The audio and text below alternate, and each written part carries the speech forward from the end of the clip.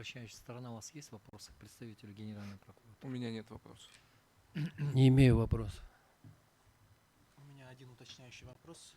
Тимур Иднанович, вы в своей речи отметили то, что это было постановление следователя о прекращении. Да? Согласно части 5 статьи, там указывается то, что помимо приговора может быть и постановление же следователя за истечением. И это будет уже вновь открывшиеся обстоятельства. Я с вами согласен, просто это мы уже по существу переходим.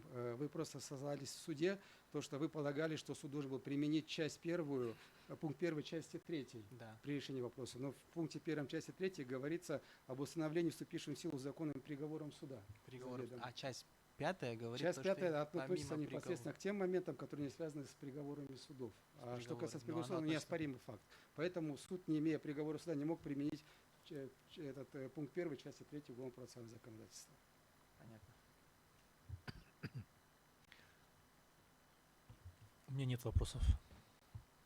Нет вопросов. Уважаемые судьи, есть вопросы? У меня Да. корректирующий один момент. Миргуль Исмаилович, сейчас, А. секунду.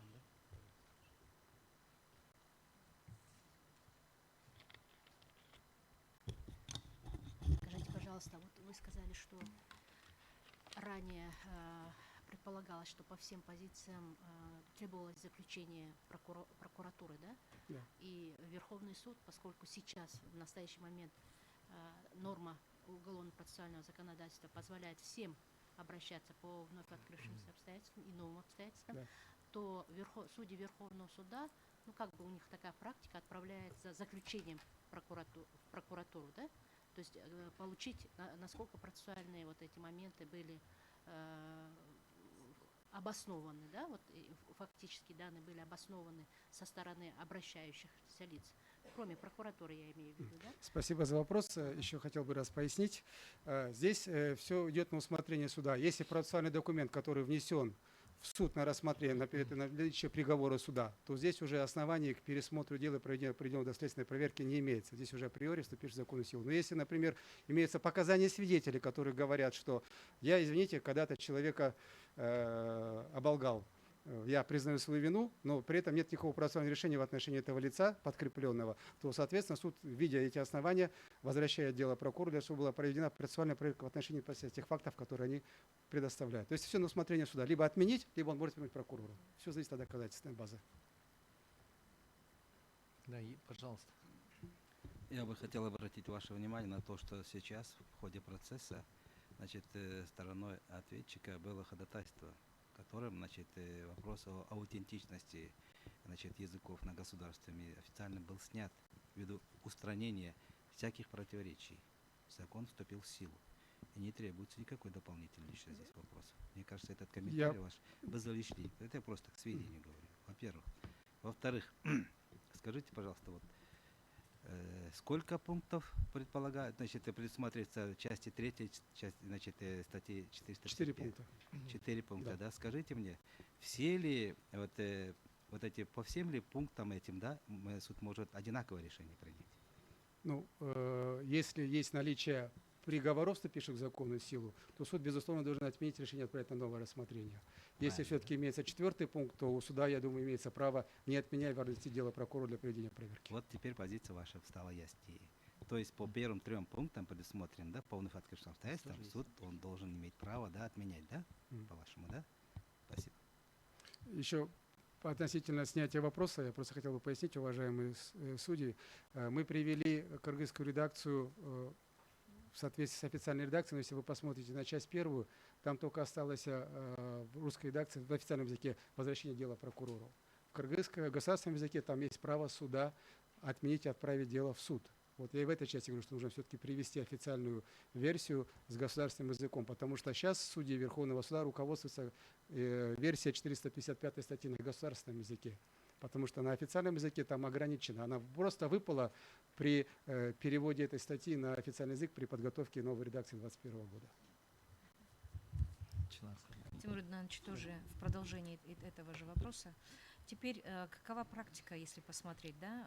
Мы говорим о том, что по пункту 4 направляется без отмены, да, судебных актов прокурору.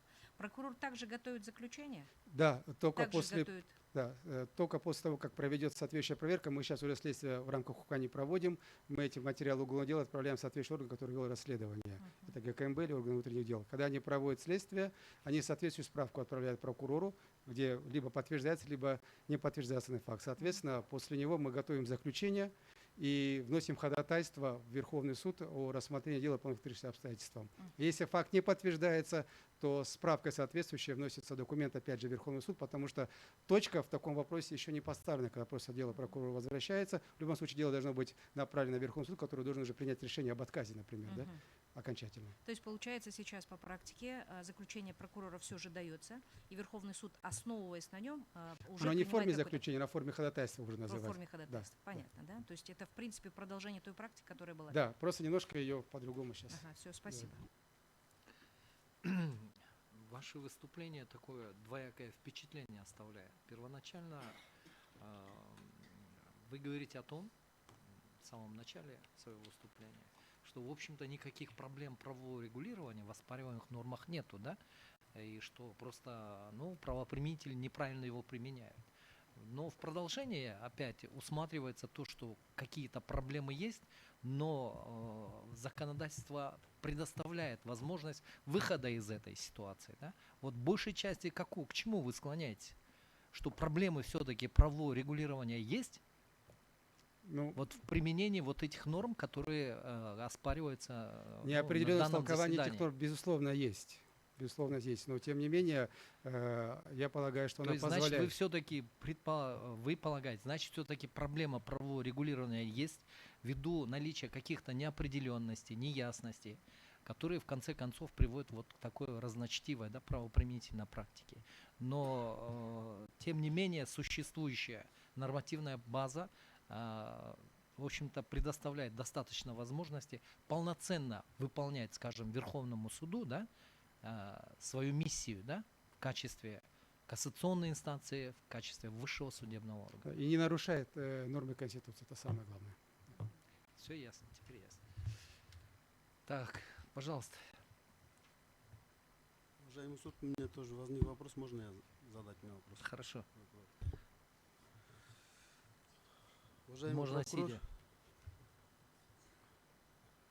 Вы не знаю, в курсе или не в курсе, вот по моему уголовному делу заключение до рассмотрения Генеральная прокуратура давала по моему уголовному делу. То есть они тоже, там ваш коллега Розбегулов, он тоже там просил, чтобы по вновь отменить. А вы выступаете, что после вот без отмены можно сделать, потом вы даете заключение, потом после этого отменяете. Вы так разнесяете, да? Получается. Нужно уточнить, в каких годах такое заключение давалось, потому что практика заключения у нас, она перестала существовать с декабря 2021 года, когда был введен в действие новый уголовно-процессуальный кодекс.